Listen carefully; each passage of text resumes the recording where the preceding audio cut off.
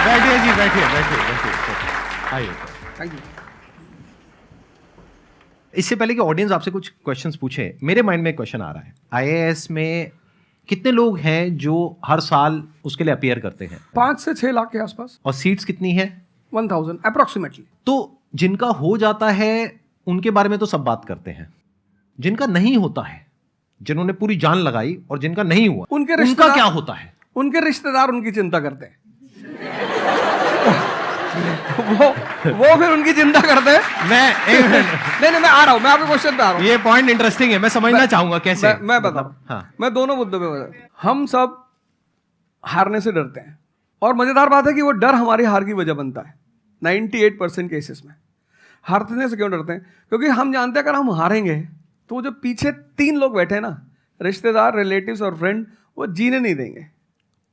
आप जब भी आईएएस की तैयारी करें, पहला अटेम्प्ट आपका सीरियस अटेम्प्ट होना चाहिए। आपने तैयारी किया, बेसिक्स तैयार किए, आपने एडवांस कोर्स तैयार किया, आपने कम से कम मेंस के 1000 आंसर्स लिखे हैं और मिनिमम 10,000 प्रीलिम्स के क्वेश्चंस आप सॉल्व कर चुके हैं, तब आप एग्जाम देने जाइए। सिर्फ एक अटेम्प्ट दीजिए। जिसने भी पहला अटेम्प्ट सीरियस दिया उसको दोबारा तैयारी नहीं करनी पड़ती, रिवीजन करना पड़ता है। भाई आप देखो ना, जितने सारे सेलेक्ट लड़के होते हैं उसमें बहुत सारे नौकरी कर रहे होते हैं, जॉब कर रहे होते हैं। कुछ लोग मुझसे पूछते हैं सर जॉब करते वक्त तैयारी हो सकती है? नहीं, जॉब करते वक्त तैयारी तो नहीं हो सकती, जॉब करते वक्त रिवीजन हो सकता है। 3 hours per day, 4 hours per day. तो मेरी एडवाइस ये है, क्योंकि ये एक बहुत रिस्की खेल है ये। मैं खुद ही बाहर हुआ और फिर मैं कितने लोगों को देखता हूं जो 5-5, 6-6 अटेम्प्ट के बाद बाहर होते हैं। तो जिनको भी इस गेम में शामिल होना है, एक अटेम्प्ट सीरियसली आपका होता है, बहुत अच्छा है। आपको मैक्सिमम रिस्क लेना है तो आप 2 ले लो, उसके बाद आप अपना काम शुरू करो जो आपका सेकंड लाइन थॉट था। कोई लॉयर बनना चाहता है, कोई मेडिकल लाइन में जाना चाहता है, कोई मतलब जो भी आप एंटरप्रेन्योर बनना चाहते हैं आप करो, लेकिन अपने वो रिवीजन वाले 4 आवर बचा के रखो। आपने कितने अटेम्प्ट्स दिए थे सर? 4 अटेम्प्ट्स आपने दिए थे। और आपने कहीं से कोचिंग ली थी, यानी लाखों रुपए दिए थे कोचिंग में? नहीं, तब लाखों नहीं थे, तब हजारों थे। अच्छा, हजारों रुपए आपने खर्च करे थे और आप एक मिडिल क्लास बैकग्राउंड से थे। तो टोटल 4 साल में आपका कितना पैसा लग गया होगा? रहना, खाना, पीना, और आपने तो पूरी तैयारी करी होगी, साथ में कुछ और नहीं किया होगा? I think so. कुछ नहीं किया, बिल्कुल। तो कितना आपका 4 साल में अच्छा खासा पैसा? 5-6 लाख रुपए लगे। 5-6 लाख रुपए उस समय लगे। आज के समय पे अगर किसी को कोचिंग लेनी है तो आई थिंक इससे 3-4 गुना, 5 गुना आराम से लगेगा। आराम से लगेगा। तो 15-20 लाख रुपए उस इंसान का लग गया, और वो है एक मिडिल क्लास बैकग्राउंड से। अब वो कहीं ऐसा तो नहीं कि वो ना यहाँ करा ना वहां करा 4-5 साल बाद? हाँ, वही मैंने कहा कि अब आप, जब हमारे समय तो ठीक था, अब आप रिस्क पूरा नहीं ले सकते। You have to be cautious. अब इनको कॉशियस होना पड़ेगा कि ठीक है, जैसे बड़े सारे लड़के क्या करते हैं, वो 1-2 अटेम्प्ट ऐसे ही देते हैं। अब तो इनके पास 6 अटेम्प्ट हैं। ओबीसी हैं तो और ज़्यादा है, SC ST हैं तो और ज़्यादा है। और मैं कहूँगा आप किसी भी कैटेगरी से आते हैं, आप 2 अटेम्प्ट से ज़्यादा कभी मत मानिए। ये पॉइंट बहुत अच्छा है कि आइडियली आपको अपने माइंड में ये रखना है कि एक ही अटेम्प्ट है मेरे पास में, मैक्सिमम अगर आपकी फैमिली अफोर्ड कर सकती है तो 2 अटेम्प्ट है। उसके बाद में अपने काम पे ध्यान देना है और इसको एज अ रिवीजन की तरह देखना है, मतलब इसको साथ साथ में चलाना है। ये नहीं कि अपने 5 साल या 6 साल लाइफ के सारे यही निकाल दिए और सारा पैसा घर वालों का लगा दिया, या उन्होंने खेत बेच दिया या लोन ले लिया। ऐसी बहुत कहानियां मैंने सुनी है सर लोगों की, और बहुत ही दर्द होता है ऐसी कहानियां देख करके। ऐसे लोगों की जो कहानियां हैं वो उसको सुन करके बहुत ही बुरा लगता है अंदर से। चलिए आगे बढ़ते हैं जी। Sir, I wanted to ask how to fight the basically fear that we feel.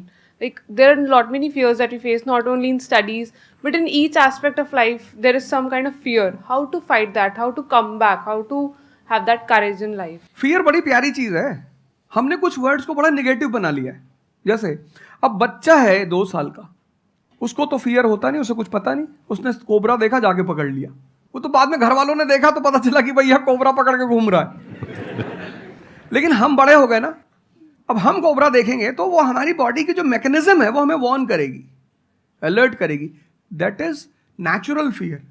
वो अच्छी चीज है। जिस चीज की आप बात कर रहे हो वो फियर नहीं है, वो ओवर थिंकिंग है।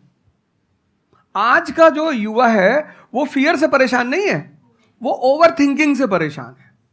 अब ये ओवर थिंकिंग क्यों है, उस फैक्टर पे आते हैं। ओवर थिंकिंग की वजह क्या है? ओवर थिंकिंग की वजह यह है कि आज का समाज इतना एक्सपैंड कर चुका है। You are outside your house, तुमको तुम्हारी दोस्त मिल गई कि मैं कल लंदन से आई, क्या लाइफ है लंदन में यार, और मैं तो ये कर रही वो कर रही, आपको लगा हम ही पागल है यार, आईएएस की तैयारी कर रहे। फिर शाम को किसी फ्रेंड का फोन आ गया कि मैं तो अब ऑस्ट्रेलिया जा रही हूँ, मैं तो वहीं सेटल हो जाऊंगी। 90s में हमारे पास इतने स्कोप नहीं थे, हमारी जो लाइफ थी वहां ओवर थिंकिंग इसलिए नहीं थी, आपने भी सर देखा होगा, क्योंकि हमारे पास इतने स्कोप नहीं थे। आज तुम्हारी जनरेशन में यू हैव मल्टीपल फील्ड्स, मतलब इतने सारे फील्ड्स ओपन है। तो जब तुम घूम के चारों तरफ देखते हो और तुम देखते हो कि तुम्हारे ही साथ के लोग बड़ी सारी फील्ड में एक्सेल कर रहे हैं, काम कर रहे हैं, अर्न कर रहे हैं, तो तुम्हारा दिमाग भागना शुरू करता है। फिर क्या होता है, हमारे पेरेंट्स हमसे ज्यादा ओवर थिंकिंग करते हैं, क्योंकि बड़े हमको लेकर कॉशियस होते हैं। हाँ। एक हमने ओवर थिंकिंग की, हम अपना संभाल लें किसी तरह, हम घर के अंदर गए, मम्मी रो रही है कि वो निशा मिली थी, 20 लाख का पैकेज है उसका। दूसरा प्रेशर तुम्हारे ऊपर आ गया। ये जो प्रेशर्स हम मल्टीपल फेस करते हैं, तो एक तुम्हारा प्रेशर, एक माँ बाप का प्रेशर।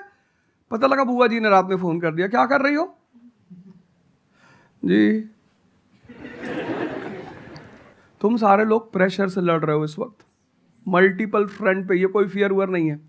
ये प्रेशर दूर कैसे होगा, इस पे थोड़ी सी बात कर ले। जहां इंटरनल ताकत है वहां कॉन्फिडेंस है। आज का युवा क्या कर रहा है, बादाम का तेल लगा रहा है, बादाम की क्रीम लगा रहा है, बादाम का साबुन लगा रहा है, खा रहा गुटखा।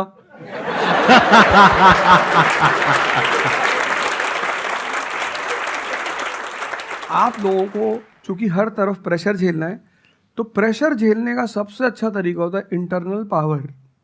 तभी तो मैं जहां भी जाता हूं एक चीज रिपीट करता हूं, योगा करो, ध्यान करो। ध्यान करोगे मन ताकतवर हो जाएगा।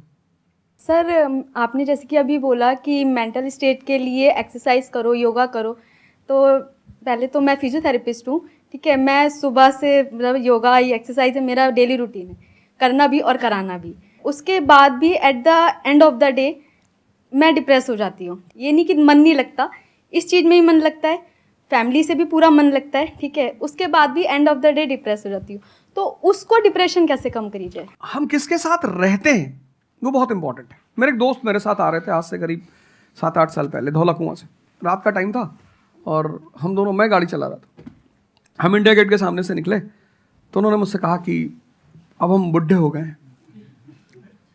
मैंने गाड़ी रोकी, मैंने कहा उतरो। तो उन्होंने कहा कि क्या हुआ, मैंने कहा उतरो, तो उतरो जरा। उतर गए, मैंने दरवाजा बंद करो, चले गए। आज तक मैंने उनसे बात नहीं की। वो उनसे पूछते हैं आज, अब तो खैर बात ही नहीं होती, पर वो बहुत उन्होंने कोशिश की कि अवध क्या हुआ, तुम दिन भर अपने आप को मोटिवेट करती हो, काम करती हो, जब तुम वापस घर में आती हो, अपने समाज में जाती हो, तो सब तुम्हारे मेंटल स्टेटस का थोड़ी है, वो तुम्हारी सारी ऊर्जा को खींच लेते हैं। इसीलिए तो माँ बाप हमारी संगत पे बड़ा ध्यान देते हैं। तुम्हें लगता होगा कि माँ बाप कितने बदमाश हैं, माँ बाप भगवान हैं। उनका एक्सपीरियंस तुम अपने दोस्तों को लेके जाया करो उनके सामने। कोई अल्ट्रासाउंड क्या करेगा जितना माँ बाप करते हैं, कोई स्कैनर क्या करेगा, सही बात है, देख के कोई 2 फोटो मिनट कैमरा में क्या फोटो खींचेगी, देख के बता देते हैं। बहुत बहुत दुष्ट है ये, इसकी आंख के नीचे देखो यहाँ निशान है, बहुत दुष्ट है ये। और वो लॉजिक भी बड़ी अच्छी सी देते हैं, कोई कुछ भी देते हैं लेकिन बड़ा अच्छा सा लॉजिक देते हैं। तो ये हमारे साथ होता है, इसलिए हमें पहले गुरुकुल भेजा जाता था। और आज की हमारी सोसाइटी इसको सिर्फ नेगेटिव दिखाई पड़ रहा है।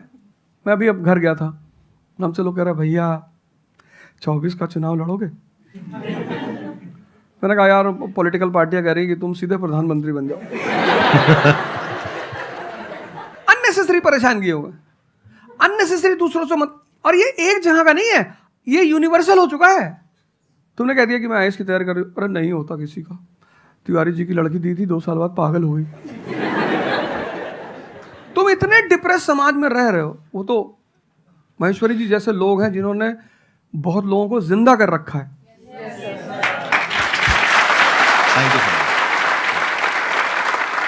जब आपको कोई सहारा नहीं होता, आपने टाइप किया संदीप महेश्वरी, एक वीडियो आ गया, आप रिलैक्स हो गए। जब आप इन्हें सुनते हो तो आपका टेम्परेचर हाई होता है। तो एक ही आदमी को आप सुनते हो ना जिससे टेम्परेचर हाई हुआ, हमको सुन लिया कुछ ज्यादा ही हाई हो गया।